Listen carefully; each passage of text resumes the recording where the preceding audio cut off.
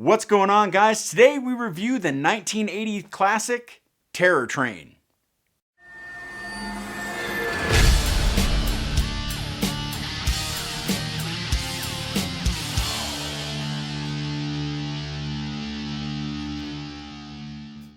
Directed by Roger Spottiswoode. 3 years after a prank went terribly awry, the 6 college students responsible are targeted by a mass killer at a New Year's Eve party aboard a moving train. So, when I think of the movie Terror Train, I don't think nothing because I don't remember it. I watched it a long time ago in this galaxy, not far away. I watched it a long time ago and I remembered nothing about it. I remembered the Groucho Marx mask and I remembered another mask of like an old man or an old lady. But that's all that I remembered. I didn't remember any of the story, anything. I remember that Jamie Lee Curtis was in it. But I did see this a long time ago. Hell, I might have been when I first got into horror movies, about when I was 8 years old, 7, 8 years old. So around 82, 83. I remember seeing it. And I remember I've seen it more than once because I rented it once. I remember renting it. I just don't remember the movie. So I went ahead and purchased this. I made this one of my purchases, my Blu-rays, and I watched it. And this is what I thought of the movie.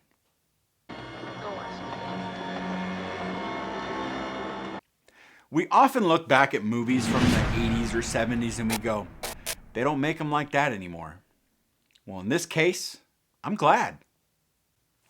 In my opinion, Terror Train was a stinker. It was your basic 1980s revenge horror movie in the vein of Happy Birthday to Me, The Initiation, Slaughter High, and Prom Night, all of which did a better job. I mean, I understand why a lot of people consider this movie a classic. It's mostly the nostalgia. Or they just can't get over being up Jamie Lee Curtis's ass. Really nothing about this movie was very good.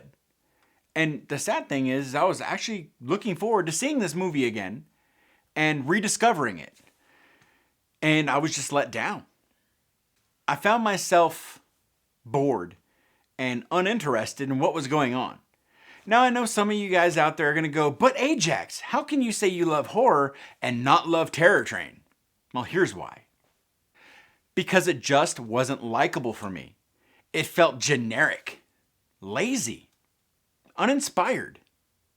I mean, I like some movies that are slow paced, but come on, man. This was just drug. It was like, oh my God, do something.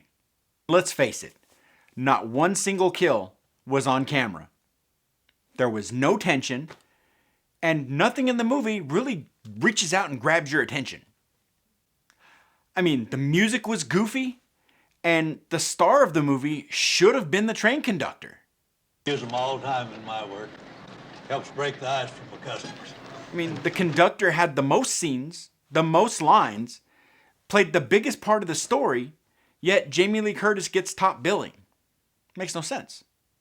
Now, I'm not trying to turn this into a Jamie Lee Curtis bashing video, because I love movies that have Jamie Lee Curtis. Not every movie, but a lot of movies. I just feel like in this one, she got by on her name coming off of Halloween and Prom Night. There was no need for her to be there. That character could have just been gone and it would have like not changed the story. Really. The role was like that big. Now it's time for some of the things that I liked. I'm just going to be honest, this list isn't going to be very long. One thing that I did like, though, was the setting. It was on a train. It was different than everything else. I mean, it was moving. Well, not constantly. For the most part, it was moving. And that was different than what we're used to seeing all the time. So that I enjoyed. The other thing that I liked is I liked the vibes that it put off. I mean, I understand what they were trying to do.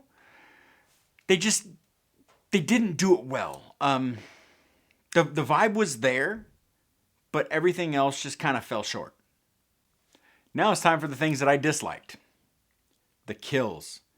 Man, the kills. They were so bad. Like, they were so bad that they didn't show any of them on camera.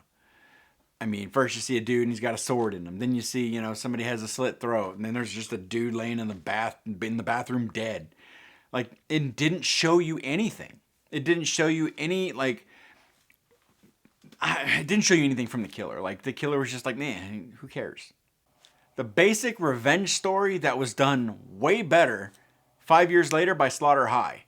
I mean, yeah, revenge movies are cool. It worked in Prom Night, but it didn't really work here because, I mean, you knew who the killer was. They tried to give you a sleight of hand, so to speak, using the magician angle here.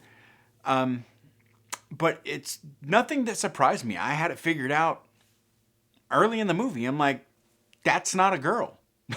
Like, I figured it out the first time I saw the damn girl. I'm like, that's not a girl. I figured it out.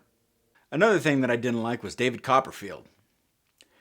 He just didn't do well, man. He came off like super creepy and goofy and just, I don't know, man. Something about him. Maybe because he's a magician and he's used to acting a certain way that on screen he came off just, like terrible.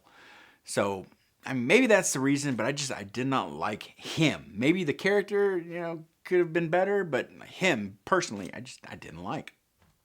Again, another thing I disliked was it was way too easy to figure out the killer. After I watched this movie, I actually went online and saw other people review the movie and talk about how surprised they were at who the killer was. And I'm sitting here thinking, are you new? Like, this was not hard to figure out. Like, all you have to do is literally look at this person and know that that is not a woman. That is clearly a dude. Clearly. But I guess when you're led to believe that the killer is the magician, you kind of have to go in that direction. I mean, I don't know. I didn't fall for it. I immediately knew. So the other things that I didn't like, the ending was just so anticlimactic. It was, I don't know how to describe it. It was just, it was not satisfying. I get more satisfaction of peeling plastic off of pieces of electronics than I got from that movie. It just, when it was over, I'm like, oh, so we get credits now? Like, that's it? There's nothing, what the hell am I watching? Like, I don't know, man. It fell flat. Me trying to explain it right now is like, I'm at a loss for words because, again, I expected so much more from this movie. And the other things, of course, I've already mentioned. The characters were just bad. We could have done without the character that Jamie Lee Curtis played. I think her talents could have went to a better role. Maybe her playing the killer could have been cool. I don't know. And the music was just goofy, man. Like, it would be really cool at one moment, and then it would just go goofy. And like, what the hell am I listening to? Like, it went from something scary to like almost circusy. Like, what the hell are they thinking?